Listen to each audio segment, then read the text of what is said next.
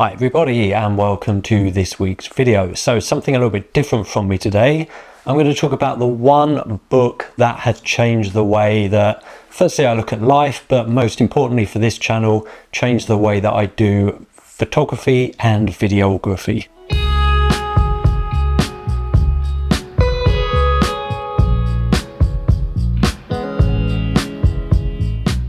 Now, it may be surprising to find out that the book that has changed my photography and outlook for videography is not a photography book. It's this book, which is The Courage to Be Disliked.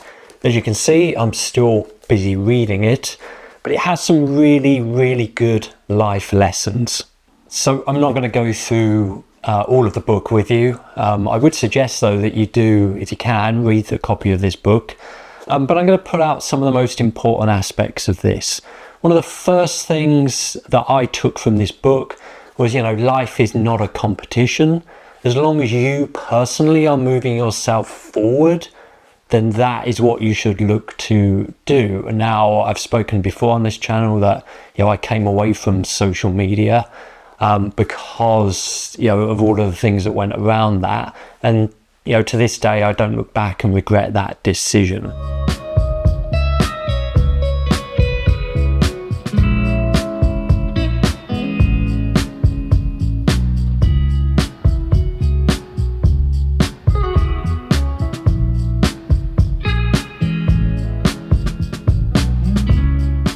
Therefore, I no longer feel in competition with other people who are posting photos on social media in terms of how many likes they get or shares or comments, etc. The other important element of this book is it talks about not living to satisfy the expectations of others. So basically be happy with what you do as an individual. And for me, that really is talking about being happy with what I do for my photography and being happy regarding my content for YouTube.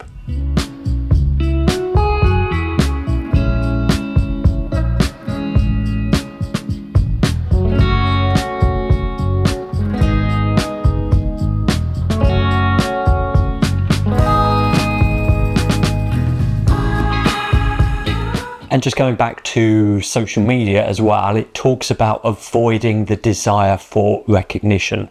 Now, there is the trap that's so easy to fall into for social media, but I think beyond social media as well, we're all at risk of wanting other people to like our content. And, sometimes that can be easy to fall into on YouTube as well. I love my community here, and I'm trying not to get too caught up in how many people see my videos, how many people comment or like, etc.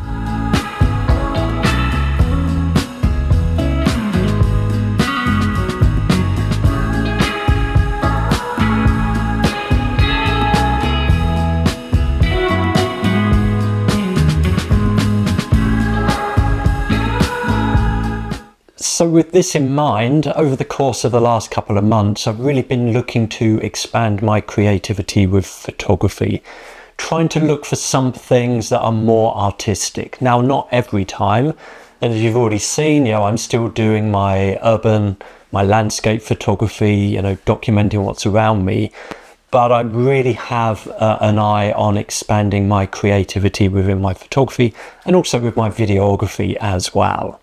So I'm really looking at things in a much more open way, looking at something and thinking, what would it be like if I took a photo of that? And how could I edit that photo to get something more artistic, something more stylistic?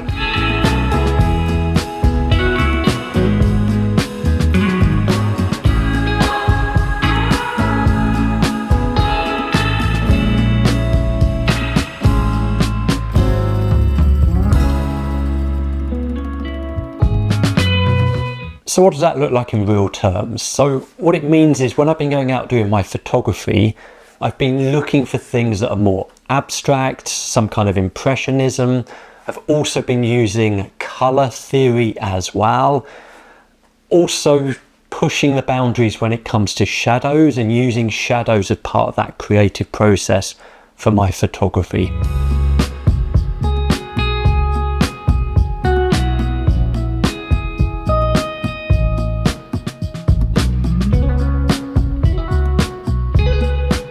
I've also really gone back to basics as well. I think sometimes we can really forget about kind of the wonder of the world that we live in. Now, this may seem a little bit cliche, but I was walking through the woods the other day and there was a young kid, I don't know, maybe he was 5, 6 years old, and he was walking through the woods. There was nothing what we would think as special there. And he pointed to something that was in the stream and he looked at his father and went, wow, that's amazing. And it really made me think that, you know, it's great as a kid, you know, you see these things in the world maybe for the first time, but as we become adults, we lose that sense. You know, firstly, because we are worried about what other people think of us, and this comes back to the earlier part of the book. But that's what I've been doing. I've been thinking about just looking at things fresh, as if I was a 5-year-old child in the world, discovering things anew.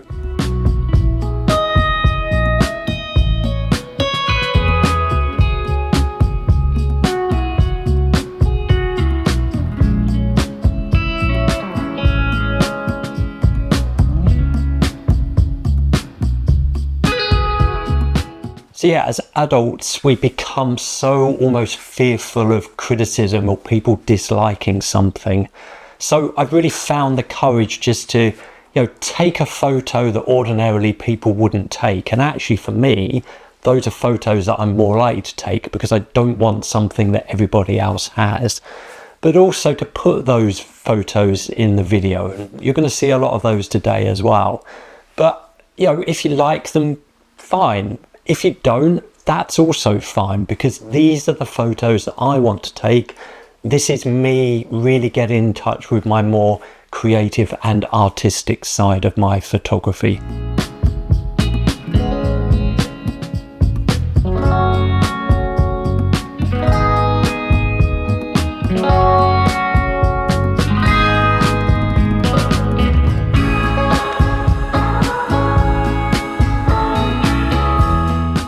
And regarding my YouTube channel, you know, if you've watched my videos for a reasonable length of time, you know that I don't do clickbait titles, or I don't think I do clickbait titles.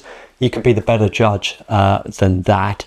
I'm certainly not going to spend my time chasing the algorithm.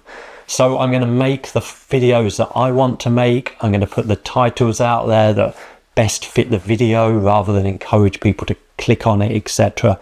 I'm not looking to monetize my YouTube channel. As I said before, I do these videos because I really love the creative outlet that YouTube gives me, and I love my small community that I have and the comments that I get from you guys, and that's what I'm going to continue to focus on.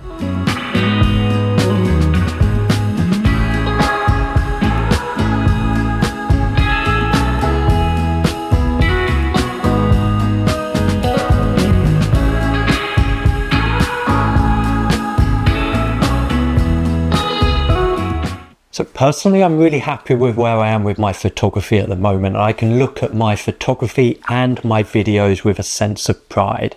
And I'll continue to do that regardless of how many people view it, regardless of how many likes and comments that I get. As always, thank you for watching and see you next time.